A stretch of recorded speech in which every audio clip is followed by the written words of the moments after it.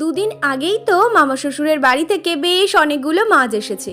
আর আজকের আসলেও আমার ওই বাড়ি থেকে এই এত বড় সাইজের একটা মাছ, আর তার সাথে অনেক পুঁটি মাছ আর মটি মাছ।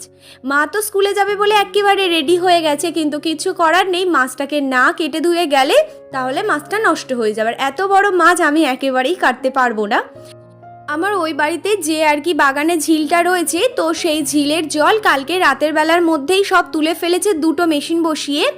আর ভোরবেলার মধ্যে সব মাছ ধরে বাবা গেছিল সকালে বাজারে মাছ বিক্রি করতে। তো বাজারে মাছ বিক্রি করে তারপর সকালে এসেছে আমার বাড়িতে মাছ দিতে। আর মা তো সব মাছ ধুয়ে টুয়ে ফ্রিজে রেখে গেছিলো, আর সন্ধেবেলাতে এই যে মাছ রান্না হবে, তো সেই কারণে সমস্ত কিছু প্রিপারেশন চলছে।